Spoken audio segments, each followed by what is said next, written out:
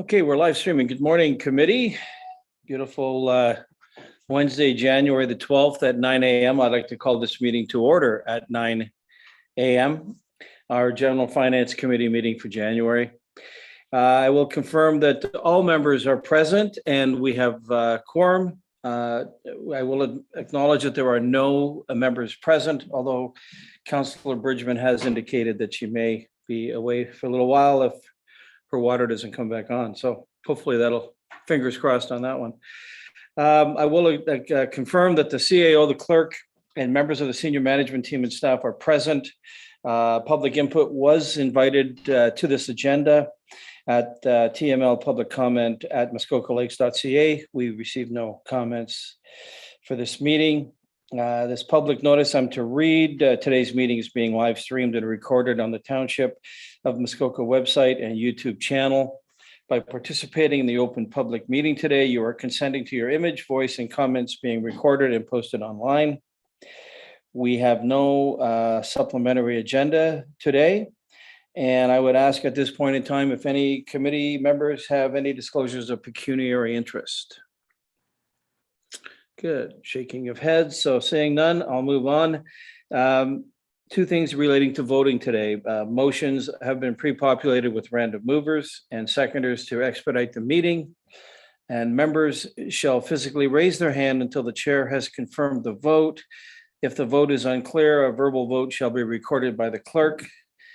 This is not considered a recorded vote. So I'll move on to the agenda item 5A, Public Works, Roads and Infrastructure. A report from our very own Director of Public Works, Ken Becking, as it relates to the Township Road Winter Maintenance Policy, very relevant to these days of the weather we've been experiencing. So Ken, welcome, sir. Welcome to the new year. Happy New Year. And the floor is yours. Thank you very much, Mr. Chairman, and a Happy New Year to all members of the committee. The report before you, I guess, can best be summarized. The Township does have a policy in place currently.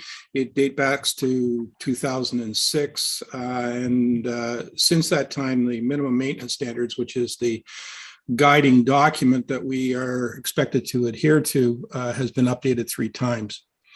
Before you is a draft policy that reflects the current version of the minimum maintenance standards and the requirements under it.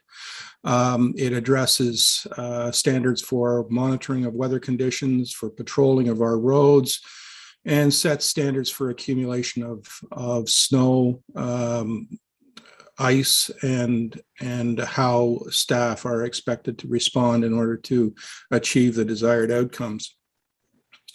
The most significant change is about 3 years ago, the minimum maintenance standards was adjusted, and the concept of a significant winter event was introduced into the standard. What that allowed municipalities to do is to declare a significant weather event, and that had the effect of suspending the requirements of the minimum maintenance standards without risk of liability in order to deal with extreme conditions and then reinstate the requirement to achieve the minimum maintenance standards after the completion of the emergency. I've incorporated that into the draft document, and you should give consideration to that. With that, Mr. Chairman, I'd be happy to try and answer any questions. Good. Thank you for your report, sir. Councillor Kelly, Committee Member Kelly, you've got your hand up. Go ahead. Thank you. And through you, good report, but I do have a quick question from your attachment 1. This concept of what's called, I'll get the words right here, an unmaintained in winter road. I understand we have them. I'm curious to know how a road gets designated as such, and more importantly, if they ever get redesignated as year-round roads. And I guess the last question and the nub of my concern, if I have any, is if it's an unmaintained in winter road and the local residents decide to take it upon themselves to plow and shovel and clean it up, do we have a problem with that from a liability perspective or an insurance perspective? If they're maintaining the road to whatever standard they deem fit? Thank you. Director Becking. Mr. Chairman, an excellent question, and I'm afraid one that is not going to have a lot of answers. The policy has been written to simply acknowledge the existence of those roads and incorporate them or quantify them, codify them, if you will, so that the expectation is set. I think Councillor Kelly's questions are valid ones. They're good ones, and frankly, probably should be dealt with on another day under a different report. I would say that he is identifying some areas of concern. And I think there are steps that the municipality should be taking in order to protect itself against liability. So if I could respectfully request that we save those for another day. Thank you. And we'll get back to that during this discussion, I'm sure. So Councillor Hayes and then Councillor Roberts.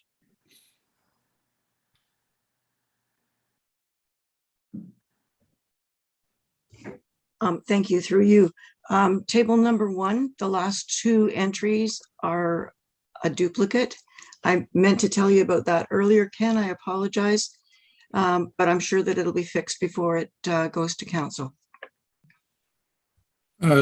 Thank you, Mr. Chairman. We'll make the corrections. Thank you for bringing it to my attention.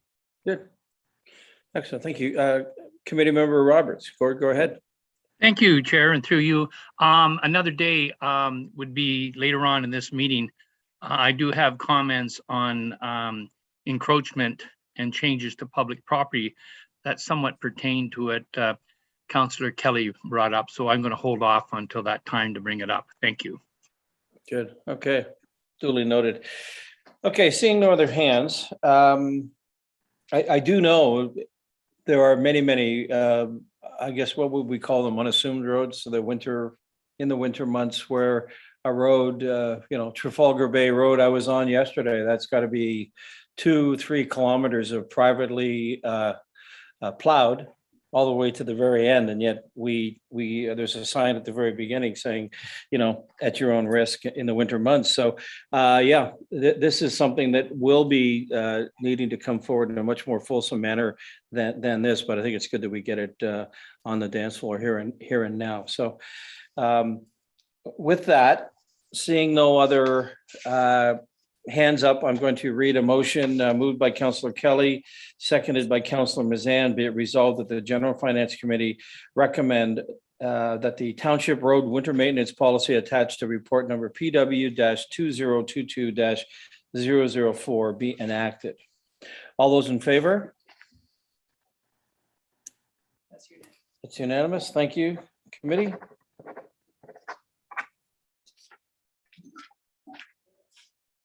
I suppose as well, just to put a fine point on that, Ken, to you, sir, does this latest update, if you will, to this program keep us in lockstep with the district, or is that a different set of criteria, or are we attempting to always, I suppose, be in concert with their efforts on that front? Mr. Chairman, a good question. The district has their own policies, and it's within their purview to do so, given that they are the road authority. With respect to the township, our roads tend to be of a different caliber, and therefore the standards are correspondingly different. That having been said, as committee members are aware, the township does maintain district roads. And while we are doing so, we are expected to maintain the district standards for those roads. Good. Thank you.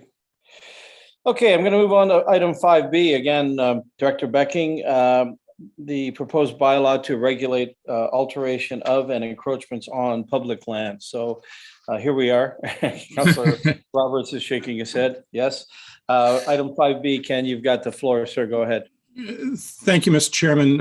As committee is aware, we've had to deal with a number of situations over the course of the last year or 18 months, where frankly, we didn't have the regulatory tools available to us. In the absence of which, all we could do is rely on our abilities to persuade, convince, or cajole people to do the right thing, and or in extreme cases to initiate a civil action against people, which I'm sure everybody can appreciate tend to be very laborious. They can be quite lengthy and extremely expensive. The Municipal Act and various other pieces of legislation do give municipalities the authority to regulate uses associated with their lands. What you have before you is a draft bylaw which attempts to codify what constitutes acceptable and permissible use of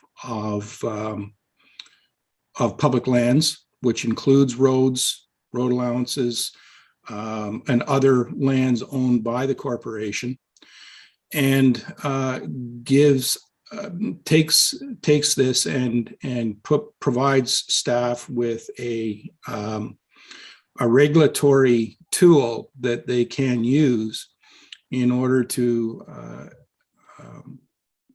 exert the township's control over lands that are owned by it. Therefore, we don't need to go the civil litigation route. And while I wouldn't advocate that we'll be running around handing out pink pieces of paper everywhere, immediately what it will do is it will give us the tools that staff need in order to control these matters. And if deemed appropriate, it does give staff the ability, or our bylaw enforcement staff, the ability to issue charges and have them adjudicated through the courts. So the document is a bit of a compilation of practices in other jurisdictions. I've attempted to pick out what I think are the best of those requirements and consolidate them into a single policy. And I guess the challenge for committee, Mr. Chairman, is have I struck the right balance or struck the right tone and tenor in terms of how council wishes us to exert our control over the lands that are owned by the corporation. And that's the challenge before you. With that, Mr. Chairman, I'd be happy to answer any questions, or try to at least. Good, thank you. I'm going to let Councillor Roberts chime in, sir. Go ahead. Gord, you're muted. Gord, you're muted.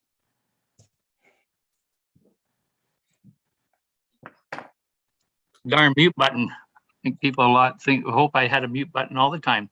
But anyways, I'll give you a bit of background. I have been one of those cottagers that have, since the 80s, have led a group or been very actively involved in a group that maintains over a kilometer and a half of township not maintained property, at the acknowledgement and the recognition of the township Len Troop, Mr. Young, and Director Becking are aware of our activities, where we put approximately $10,000 a year into road maintenance and upgrades.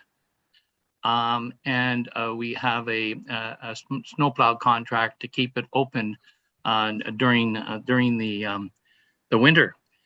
What what I think this bylaw needs, it doesn't really recognize that we have these AKA cottage roads that are constructed, maintained, enhanced by property owners. So in this bylaw, it should recognize that alteration of these properties is recognized and known by the township.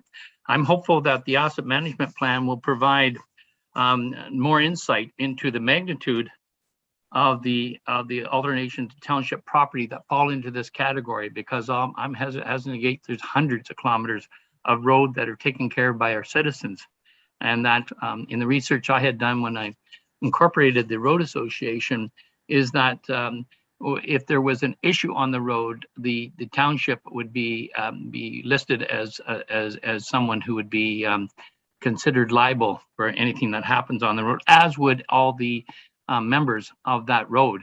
And for that reason, the association I'm with did incorporate and get liability insurance. My thoughts again are just in summary back to Director Pink that this Director Becking, that this bylaw should address or recognize these public properties that are maintained and at the knowledge of the township. So through you to Director Becking, thank you. Thank you. And to that end, Ken, I'll certainly give you the floor. Do you believe, I guess, you've found a way to deal with the issue as raised by the good counselor, or is there some other language in there that in your mind carries it through? I think, Mr. Chairman, my response is going to be very similar to the response to Councillor Kelly. The bylaw that is before you is intended to deal with the placement and alteration of things within the road allowance, which I'm not sure that I would agree constitutes maintenance necessarily. And my immediate reaction would be that that would be best addressed through a different bylaw. And because of the tentacles associated with it, I would suggest that it be left for another day. But again, if committee feels strongly that it should be incorporated into this bylaw, we can certainly take steps to do so. Could you speak to, thank you, could you speak to the asset management component that Councillor Roberts spoke to earlier? Just to, can it certainly be yes, we will be speaking to the issue of essentially township-owned roads not maintained by the township, and at least identify them as being so, and we will certainly quantify them for you. Okay, so that may get this topic could stay in court then, is to your point. Yes, I would say so. Yes. Thank you. Okay, we've got some people who are lit up here. So now Councillor Hayes and Councillor Mazan, and then the mayor. Yes, I just wanted to agree with Mr. Becking. His points on page 15 are showing that he's specifically going after not like alterations and obstructions and encroachments and littering and care and complaint. And I think that's a whole different animal than our township roads that are privately maintained. So yes, I agree that as probably I should disclose, I live on one of those roads as well. And I think that that's a horse of a different color and could be tackled at a later date much more successfully than trying to make it pigeonhole into here. Good. Okay, thank you. Well said. Councillor Mazan and then the mayor.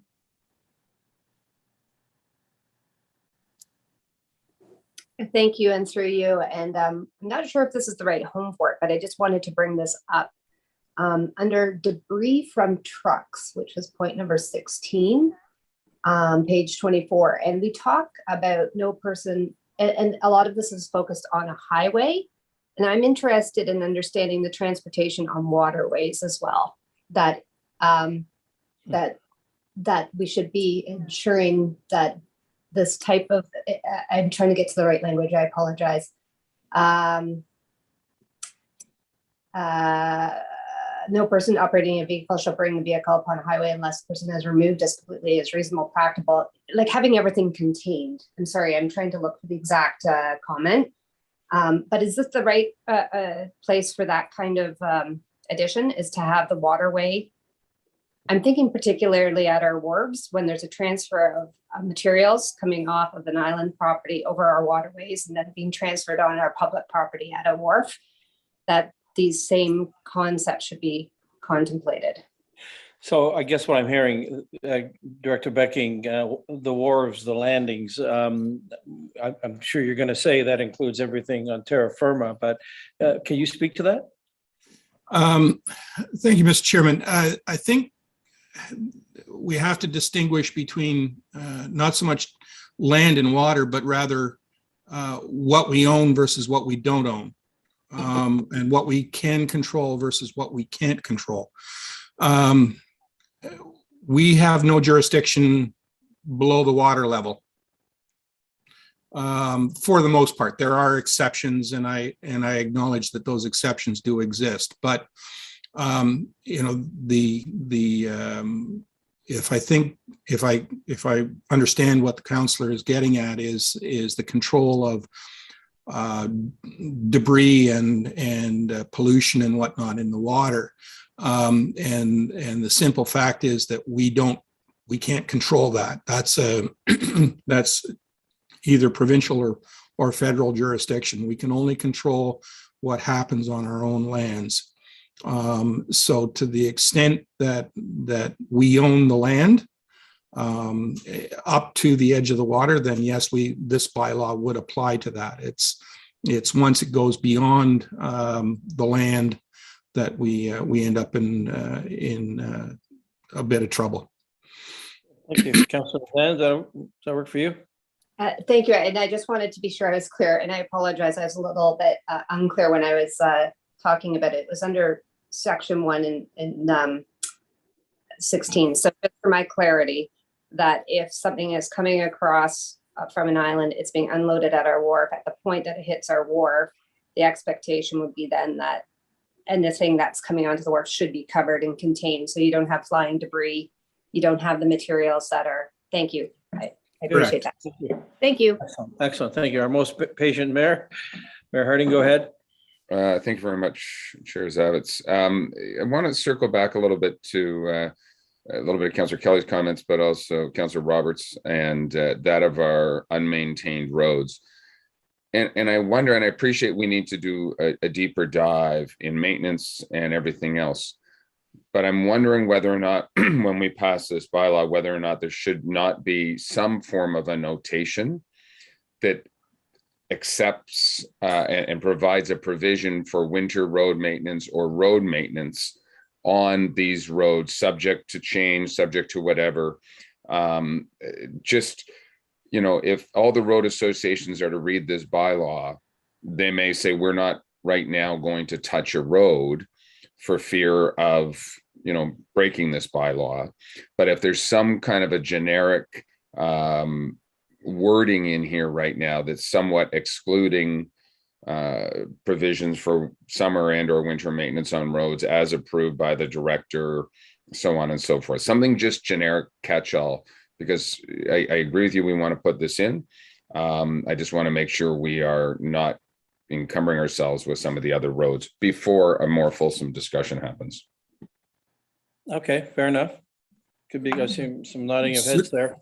Certainly, Mr. Chairman, we could put in such a statement as alluded to by the mayor, and at least it could be a stopgap measure in the short term until such time as we have this more fulsome discussion of things.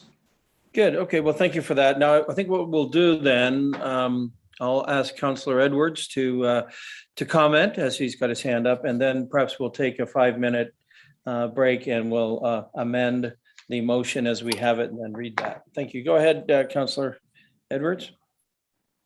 Thank you very much, Chair Zavitz. I agree with the mayor. Something should be in on roads that are not maintained in the winter. I'll just remind council, there was a road over in Bell, I think it was half of it was easily maintained, and the other one was full, and they asked for it. And every time it rained, there was a little bit of gravel. They'd be calling and asking for something. So we just can't afford all these summer roads. That's one thing. Secondly, on page 15, so when there is a encroachment, you said that it could be approved by staff unless it was something longer term. Well, if somebody puts a fence wall, retaining wall, or anything else like that, wouldn't that be long term and need a license? Would that still be coming to council? Ken? Mr. Chairman, I'm not, I would say no, because it can be readily moved.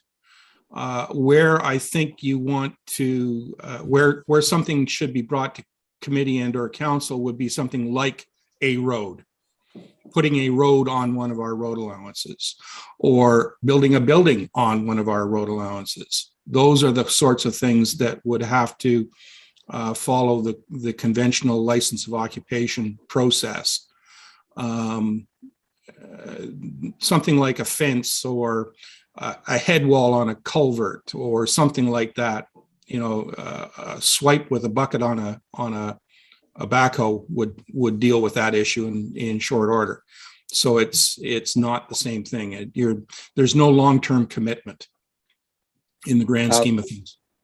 Follow up. So in other words, we wouldn't be giving license agreements for any of these encroachments that we now get a license fee for. That's correct. That's what's being proposed. Now you can choose to do differently if you wish, but I don't see the necessity to do so. As long as it's documented and that the parties clearly understand that they can be asked to remove it at any time. I've dealt with these situations in a similar fashion in other jurisdictions, and no great difficulty associated with doing so. Okay. Just a supplemental. Sure. Do we know how much we'd be losing in license fees over the years then? Thank you. I would say that right now, that would be an impossible question to ask, because that you'd have to know what you were getting. That having been said, we haven't been demanding license agreements for these kinds of things as a general statement of principle. The only thing that we've been getting license agreements on are permanent installations like roads and the like.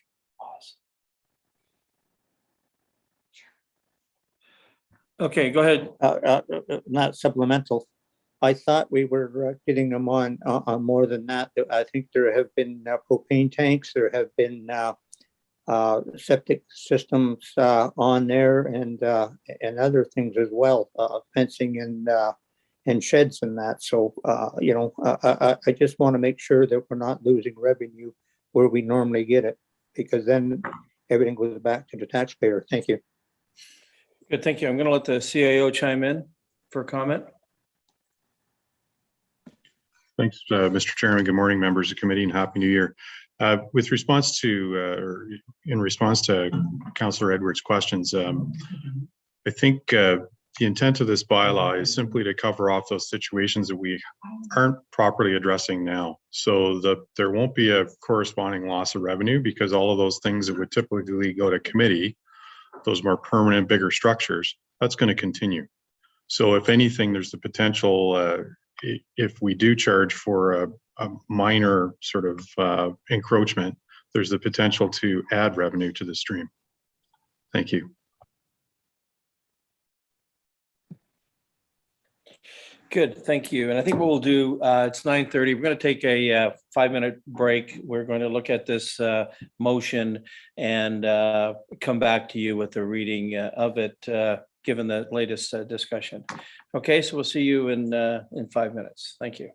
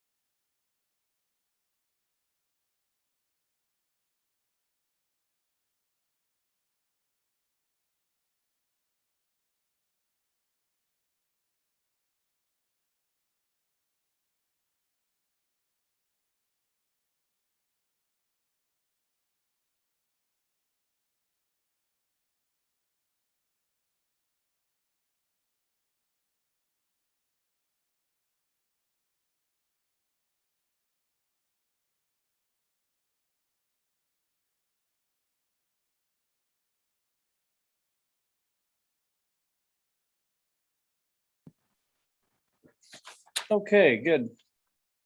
Welcome. If we can all make our way back to the screen. Thank you for that. Thanks for your patience. That's what continuous improvement looks like. I can't help but comment that we see a lot of these old bylaws coming forward for updating. I guess two words that come to my mind: streamlining and continuous improvement. So it's nice to see that the township that we are working very diligently to clean up processes, make them cleaner, easier for the public to comprehend and for our staff to work within. So championing that to all. Given that I see no other comments, is there any other comments on this topic that anyone would like to make? I know we seem to have a general consensus. Thank you for that, committee.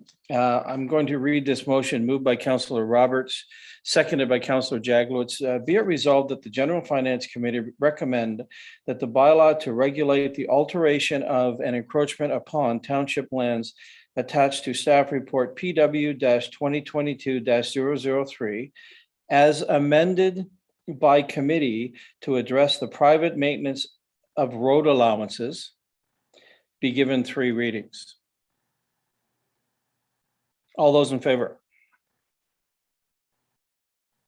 That's carried. That's carried. Thank you very much.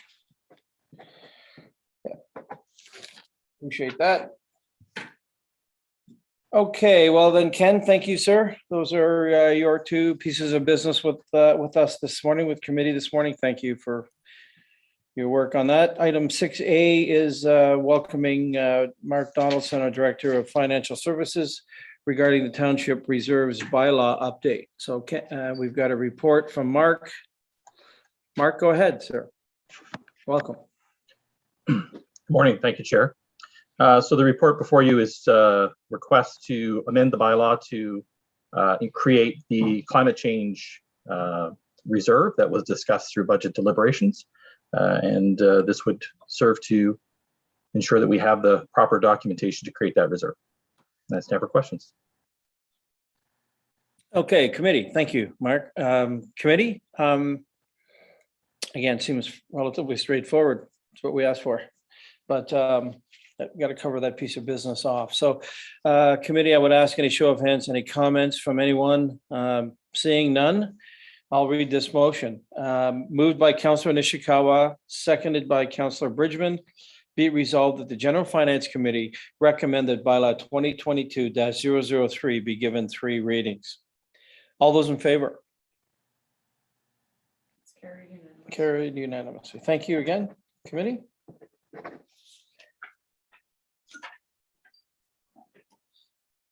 Okay, Mark, thank you for your presence today. Excellent. Item 7, community services. We have no commentary here. Item 8, economic development and grants. Item 8A, we have a report from Corey Moore, our communications and economic development specialist, regarding special event permit bylaw and process. Corey, you go ahead. And I would ask you as well, sir, if I might, you could maybe start out by mentioning Milford Bay. I did see that there was a notice sent by you very recently on that. Start with the bad news and get into the good news. Thank you, sir. Go ahead. You have the floor. Sure. Thank you, Chair. In regards to the Milford Bay grant application we submitted, unfortunately, we did receive notice this morning from the Ontario Trillium Foundation that we were not successful with that application. So that was for the Community Building Fund, the capital stream through the Ontario Trillium Foundation. And the application was for some upgrades to recreational amenities at the Milford Bay Community Center. So that was the correspondence passed along to all of council this morning, just to advise of that. Moving along to the report. The report provides an overview of the Grants and Economic Development Advisory Committee's recommendation for the township to adopt a new special event permit bylaw. Committee will recall this past summer, while working with the Bala Cranberry Festival on their required event approvals, there was support from council to begin developing a new special event permit bylaw, just to help streamline that process for event organizers and to be able to provide approvals in a more timely fashion. So with that, committee is aware, presently some approvals are delegated to staff, such as road closures, but often when dealing with special events, we are required to come back to council to receive some approvals. Most particularly, an example is the business licensing bylaw. And often this requires a delegation from the event organizers themselves and a staff report, which can be time consuming. So the attached bylaw to staff report Appendix 1 highlights a more coordinated approach to this approval process. As such, pertaining changes to existing township bylaws are also referenced in Appendix 2. Just to reference this new bylaw itself, they are redlined in that appendix. In terms of the new special event process, we would see a new streamlined process where the event organizers would work with a single staff person at the township and submit a single application form. This would allow staff to receive all the details required in advance and make it easier to communicate with the event organizers on requirements that the township needs. That staff person would then work internally with all the respective departments and gain those approvals and finally issue the permit to the event organizer. Council would be updated at the following month's committee meeting, or if there is not time, through email. I did want to clarify, particularly as it relates to events on private lands, this bylaw would only pertain to events held on municipal lands or facilities. Events held on private property would be subject to comply with all of our existing bylaws and legislation already in place. In that regard, our ECDEV committee, we did have a good discussion surrounding still wanting to support private land events or events held on private property, as they do create an economic benefit to our communities. In that regard, we reviewed that often what's required from these events is exemptions to the business licensing bylaw to be able to host vendors for those 3 days often, or the weekend event.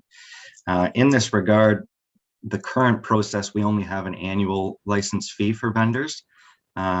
So what we've done is established a new 3-day short-term event license that would make it easier for private property owners to also host events in the municipality. And finally, Chair, I just wanted to mention all the requirements in this new special event permit bylaw would cover off the requirements in our existing filming on municipal properties policy. So we've just included in the recommendation to repeal that policy just to avoid duplication. So with that, I am open to questions. Good, thank you. Okay, big and new. Go ahead, committee. Councillor Hayes. And Councillor Nishikawa. Okay, thank you, and through you. I think this does a really great job defining the roles that are needed for things like the Cranberry Festival, the Chautauqua, and big annual events. But what it does do is kind of put a lot of work on the small events like the Walker's Point Canada 150. If we had to go through all of that, we would have had to ask for more money because it seems like everything is chargeable, including the insurance for something that you're wanting to create. We have a few regular events. For example, we celebrate our library once a year in non-COVID times. And we incorporate the fire department into that, and they have a barbecue. And at one of our events, we were lucky enough to score an ice cream truck from one of the major ice cream manufacturers, and they gave away free ice cream. And it wouldn't, under these rules, it wouldn't seem fair to ask them to pay to give away free ice cream. So is there some way that we can delineate between the big groups that are having big special events and the completely one-time community events that are being run by a group that comes together for that one time and then they're dissolved. Good, thank you. So Corey, to the councillor's point, latitude, I suppose, is the word. Can you speak to that? Yes, thank you, Chair, and through you. I definitely agree with Councillor Hayes, and the intent of this permit and bylaw would be for those larger scale events. We did review the bylaw looking at those smaller kind of one-time more community events. And as such, in the definition of a special event, we would work with those groups, and if certain requirements are met, they would then be therefore required to apply for a permit. And those requirements are based around kind of the number of attendants, alcohol being served, and if they meet a number of those requirements, we would instruct them to submit a special event application. But the intent is for those smaller events that they would just work with staff on the normal renting of municipal facilities process, if it's a community center, etc. Okay, thank you. Councillor Hayes, does that work for you? Does that answer? Does that give you comfort? It does, except for the insurance portion where they are required to have insurance, but I'm sure that Corey's got something in mind, so I'll wait and ask him later. Okay, good, thank you. Councillor Nishikawa, go ahead. I'm just wondering, Corey, if, and I know it's here, but I just haven't been able to pull it up at the moment. How many times can a facility have a special event permit per year? I know we talked about this in the past, and so for instance, and this mostly goes to noise complaints, but if for instance, a business in Bala wanted every weekend to have a major party, how are we dealing with that? And or mostly, because I believe in the past we had talked that there was only 4 times a year that we would allow some things to happen. But anyhow, thank you. Good, thank you. Corey. Thank you, Chair. Through you. Yes, as it pertains to private lands and events occurring on private property, they would be subject to the zoning requirements. And I don't know if Director Pink is in the meeting, but he may be actually able to clarify the specific number of times, whether it's 2 or 4. I can't recall off the top of my head. I'm not sure if Director Pink's may be available. There was David right there. David, welcome, sir.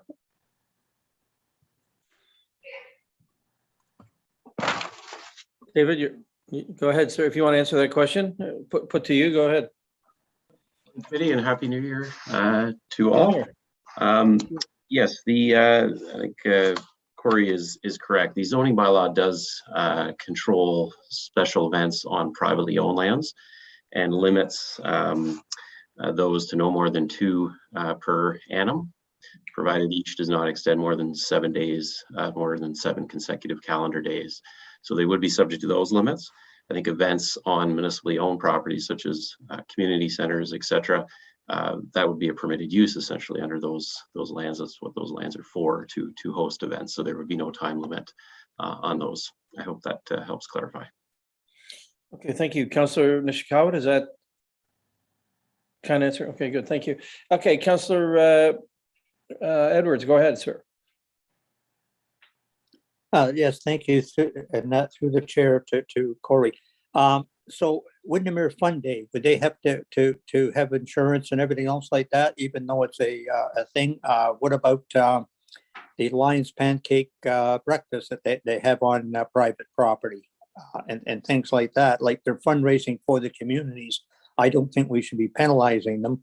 I can see in Milford Bay the firefighters there putting on a pancake. Everything goes back to the community. I think that all those fees should be waived if they're community events. Good word. Good use of the word penalizing. Corey, I'll ask you to speak to that. Yeah, so again, I just want to state the bylaw itself would not apply to events occurring on private property. As for community events occurring on our township lands or using our facilities, I stand to be corrected, and Director Becking may want to answer, but I believe all groups would either be required to provide their own insurance or purchase it through the township. So there is the opportunity through our township provider to purchase game day insurance as well, kind of as a one-time fee, one-time cost to help with those one-time facility bookings. Yeah, so Director Becking may not be on the call now. Oh, there he is. I don't know, maybe just affirmation more than anything, Ken? Yeah, Corey's correct. There are many instances within the current policies where the requirement for insurance is required, but it's covered by the township through our game day policy, and it occurs at a very nominal fee. So it really isn't a major issue for these smaller events that happen on township properties. Okay, so Councillor Edwards, you good with that? Okay, good, thank you. Okay, seeing no other hands and having had a good discussion on this, I would read this resolution. Moved by Councillor Roberts, seconded by Councillor Edwards. Be it resolved that the General Finance Committee recommend that the draft special event permit bylaws attached to staff report CED 2022-01 be given 3 readings, and that the proposed amendments to the business licensing, noise control, and fee and charges bylaws as attached to staff report CED 2022-01 be given 3 readings. And finally, the township policy C-LS-11, being a policy to govern filming on municipal property, be repealed. All those in favor? That's carried unanimously. Thank you, committee. Moving right along. Okay, so again, Corey, thank you for your reports and your presence today. Appreciate it. I would ask item 9 on our agenda under unfinished business. I know of none right now, no notifications. Anyone in committee have anything they'd like to raise under item 9, unfinished business? Okay, good. Seeing none, I would move to item 10A, which I'll ask, this is the District Municipality of Muskoka updates. Councillor Nishikawa, if you'd be kind enough to go first, that'd be great. Thank you. I think everyone knows what's going on with COVID, and we're building a long-term care home in Huntsville, and that's all I have to offer today. Thank you. Okay, thank you. Councillor Edwards, sir. Yes, thank you very much. Just season's greetings and Happy New Year. We didn't have a meeting, so there's nothing to report other than we had a day off. Thank you. Okay, we're streamlining these reports as well. Look at us go. Okay, Councillor Jagwitz, you go ahead, sir. Thank you, Chair. Unfortunately, we did have a meeting. Finance and Corporate Services met on December 20th. I think we were the only committee that met. And there was one item that might be of interest to councillors and staff, and that is that we were presented with a consultant's report prepared by ML Consulting, Mary Ann Love, and that's the annual one on councillor compensation. And interesting enough, that study is published. It's not a long paper, but it's in the December 20th FCS agenda package, and you might be interested in reading it. It found that the district councillors there were recommending about a 37% increase, and that's not the notable part. The other was suggesting there should be more compensation for committee chairs who have an extra workload. So I think that's something that you might find interesting. At the council meeting, and I don't want to step on anybody's toes, but there was one item that stood out at me. The issue of the airport board came up, and although the current members were reappointed, there was a lot of discussion about having some stakeholders on that board And it's my understanding that that will be pursued in the near future. And what I meant by that is to have some people that actually use the airport as opposed to just people that are experts. Anyway, that's my report. Thank you. Okay, thank you. Mayor Harding. Nope, you're on mute. Sometimes my space bar lets me unmute, but like Councillor Edwards, and we did not have a meeting. So I reported on this last time. We had 2 meetings prior to the last. That's it. Okay, good. Thank you. Thank you.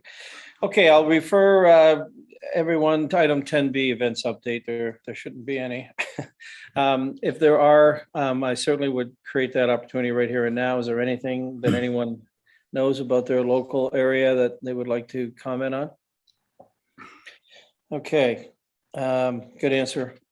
Item 11, A through K, we have our correspondence received here in the township. Okay, sorry, Councillor, sorry. Councillor Jaglowitz, you go ahead, sir.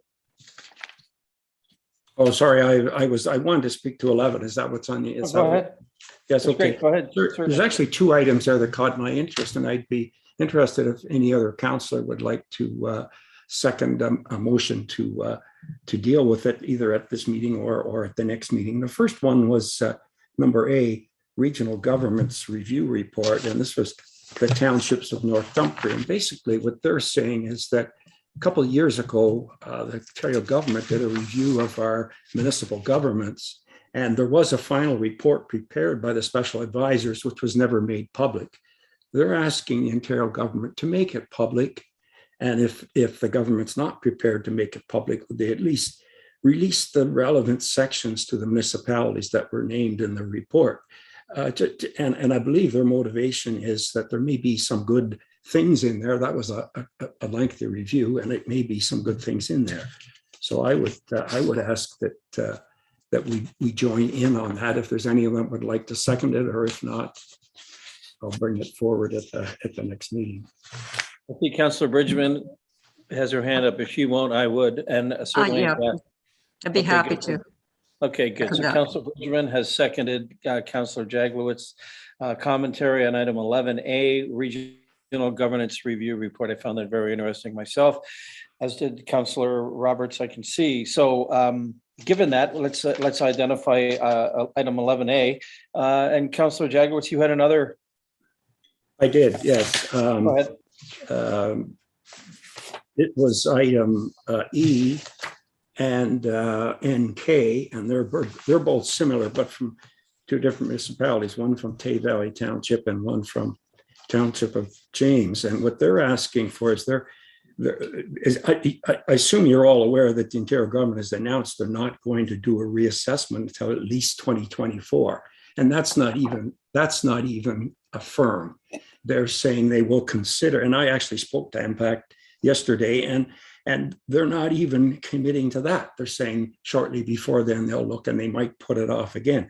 So this resolution is asking the Ontario government to come forward with an update to the Impact, and I think it affects our municipality because we have a lot of new assessment and things going on. But anyway, I would, once again, if there was a second before that, I would put that forward. Okay, so there's Councillor Mazan putting her hand up now. So the mayor has his hand up as well. I'm not sure. Mayor Harding, do you have a comment? Yes, you do. Just a comment, and I appreciate that assessment. The one thing that we do know through MPAC, through some of the Roma and AMO conferences recently, is that when new provincial-wide assessments come out, waterfront related properties are the ones that are going to be hit the worst, so to speak, significantly higher values versus the residential properties. The only concern potentially I would have right now in releasing those numbers, that when Muskoka Lake's property values increase significantly and the towns of Bracebridge, Huntsville, and Gravenhurst do not increase significantly, our prorated portion of district related costs are going to go up. And that would be my only fear, again, if and when that does come out. It certainly will cost Township Muskoka Lakes ratepayers more money at a district-wide level. So, be careful what we ask for and I make that statement. I don't think us asking for it's going to change the province's idea, but understand that, we're literally talking potentially about a 70% increase in waterfront related values across the province. Whereas the mainland or urban centers are talking about a 20 to 30% increase in values. So when you do the math on that, our 38% could go to 44%. Cautionary tale. Thank you. Okay, so where we are right now, that was like Councilor Bridgman has her hand up. Go ahead, Councilor Bridgman. Thanks, Chair Zavitz. So Mayor Harding, I hear what you're saying, but I don't think that logic applies to the principle of what's going on here. And that's just my comment. We can agree to disagree on that. So I would support Councilor Jagowitz. I think we need to stay with the current, and that's my comment. Okay, fair enough. And we'll wrap this up, but I'll let Councilor Kelly have that last word. I was going to say basically what Councilor Bridgman said, so I'll just stand down. Thank you. Good. Okay. So then, as I understand it, on this item regarding E and Mr. Chair, I wonder if I could just have a supplementary on that. Go ahead. I have listened to what the mayor has said, and he makes a good point. I do believe in the principle, but maybe this particular one should be drafted and come back to the next meeting to allow us all to think about it. Or is everybody comfortable going ahead? I actually didn't look at it that way. I looked at it that it's Impact's job to keep those up to date, and if they're not, they should. But it's been just brought as Councillor Roberts said. One other thing I brought up, I've just brought it up as a surprise. Maybe that one should come forward to the next meeting and allow people to think on it. Yeah, and this is a discussion forum, so let's have that discussion right here and now. So, Councilor Mazan, you did have your hand up first, and then I'd go to the mayor, and then Councilor Nishikawa. If I could, I'd like to hear what the mayor was going to say, because great. Okay, appreciating this comment. Thanks. Okay, so Mayor, I'll give you a supplemental, and then Councilor Nishikawa, you're up next. Thank you. And I guess maybe just, I assume most of council does realize, on a level playing field, if everybody's property increased 20%, everybody's taxes still remain the same. There's no changes. What MPAC often catches is increases on certain properties versus others.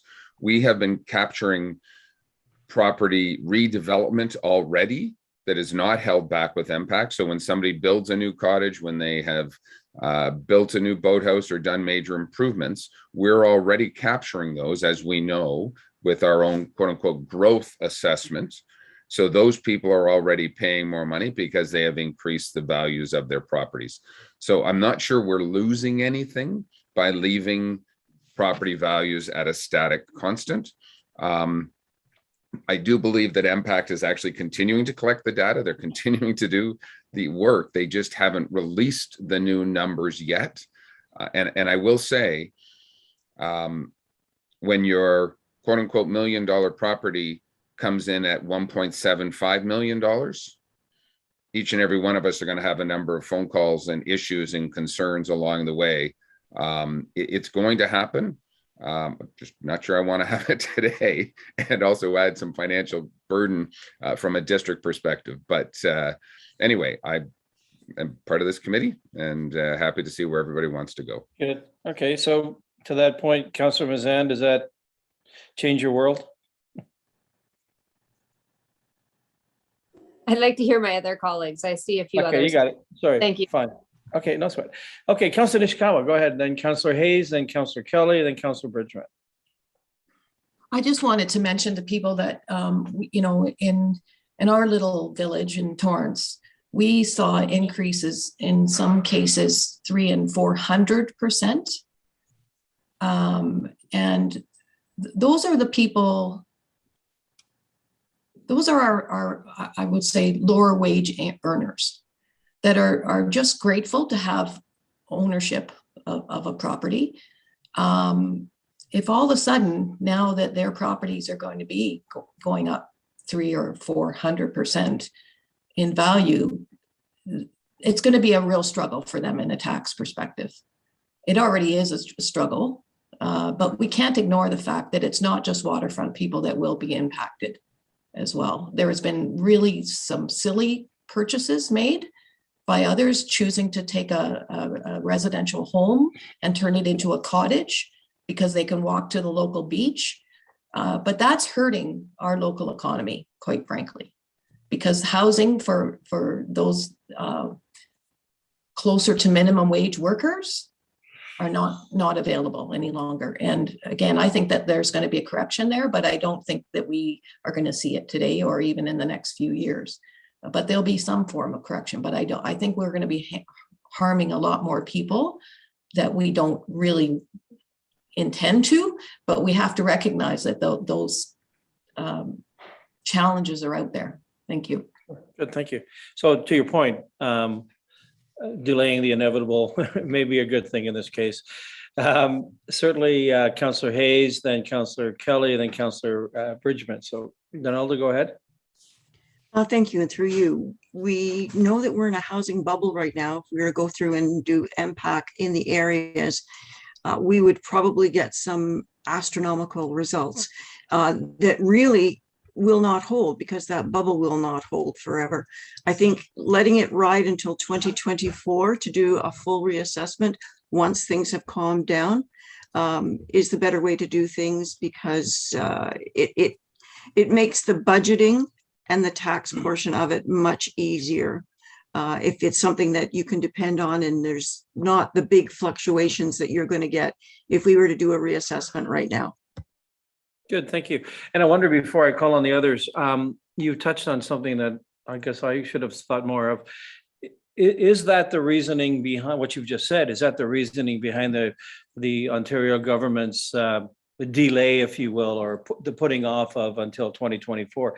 Is there anyone here on this call that could speak to that? Or I don't know that there is. It seems logical, doesn't it? It actually seems to perhaps allay that bubble for those few years. So good words. Thank you. Councillor Kelly, and then Councillor Bridgman will wrap this up. Thank you. And through you, here's the problem I have with delaying the release of this information. It's not our information. It doesn't belong to us. It belongs to our constituents. And it very well might form the basis of some intelligent debate around the structure of our regional government or district government. It may form part of the debate around a reasoned discussion around provincial politics. We have an election coming up, both provincially and municipally. I think this information needs to get out as soon as it can, and the public will make whatever it wants of it. It's not our job to protect them from the reality of the housing market bubble, nor is it our job to protect them from the reality of what may be an inefficient way to see the governance at a municipal level, which has some cost, and this will bring those costs into a much sharper focus than it would by waiting a couple of years. Yeah, good. Yeah, and one wonders too. I mean, 2 or 3 municipalities out of 444 asking for the information may just not shake it free for those few years anyway. So I think this is a great discussion, and I appreciate everybody's insights. Councillor Bridgman, go ahead. Thank you, Chair Zavitz. I do appreciate the conversation too, and I agree. I think waiting till 2024 to let the bubble maybe settle down makes sense. But I do have a question of Mayor Harding, because I think I heard you say that waterfront's going up 70% and the towns won't be going up much, because I know their values also, they may not have been the same factor as the waterfront, but they went up astronomically too during this. So I'm just wondering if you could clarify that comment for me. Mayor Harding?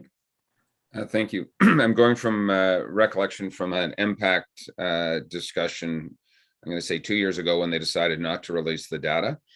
But certainly waterfront properties, as we know, have gone through the roof. And I'll pick a round number. If they've gone up 70%, 75% in value, the urban core across the province has gone up roughly 35% or 40%.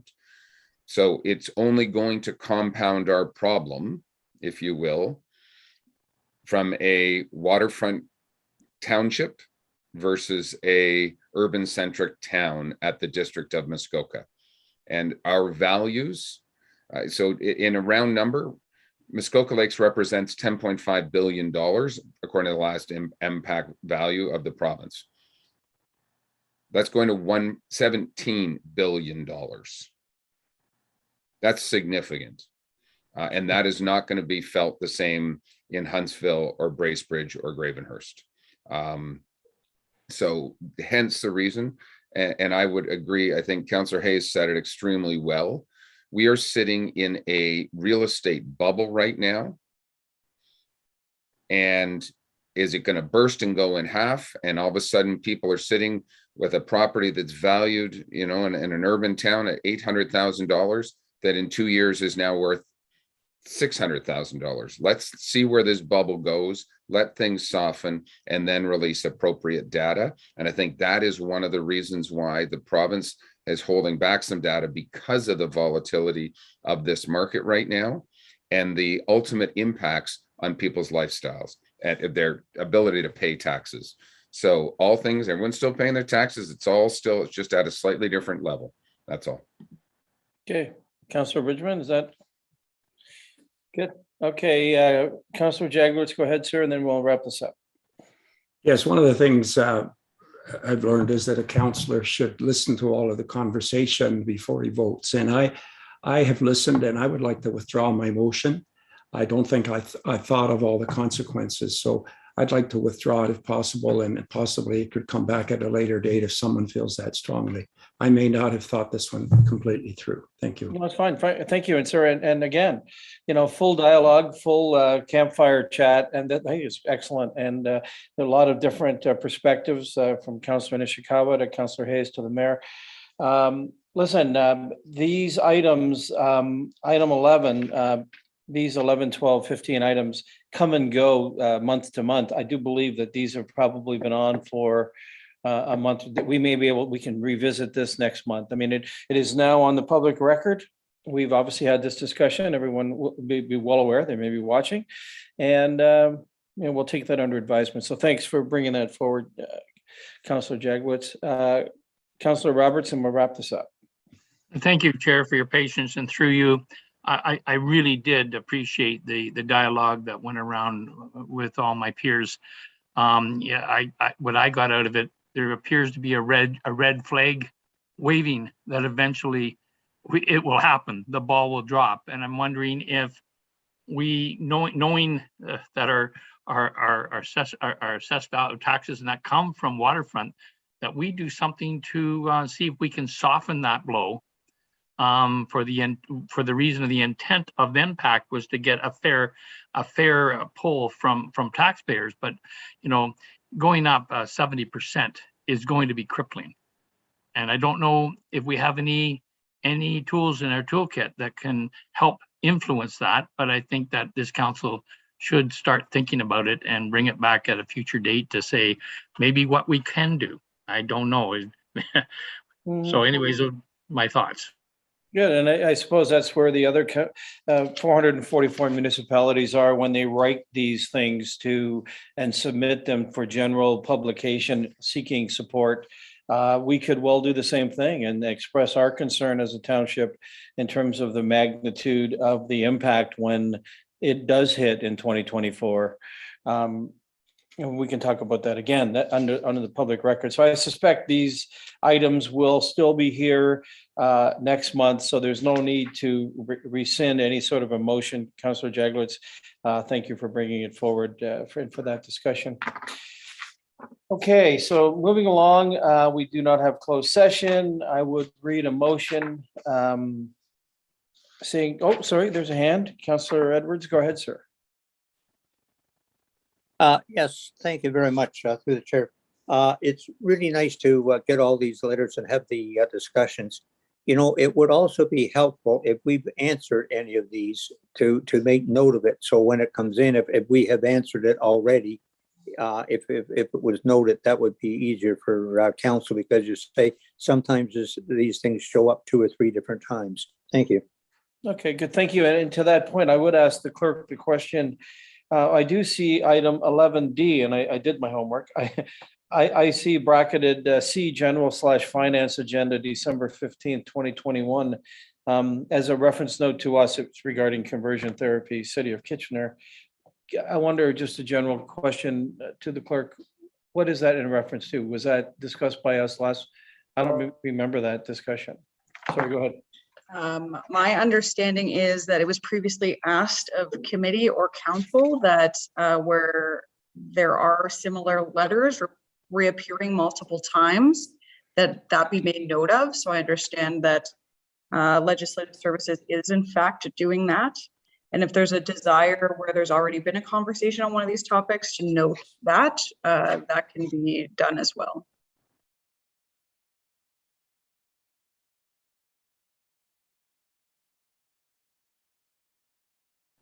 There's that staff commitment. Councillor Edwards, that work for you? Good, thank you. Okay, committee, it's time to read this resolution. Moved by Councillor Hayes, seconded by Councillor Kelly. Be it resolved that this meeting adjourn at 10:17 a.m. And the next regular meeting of the General Finance Committee will be held on Wednesday, February the 16th, 2022 at 9 a.m. or at the call of the chair electronically from the council chambers, municipal office in Port Carling, Ontario. All those in favor? Thank you, committee. That's carried unanimously. We'll see you in a few hours at council.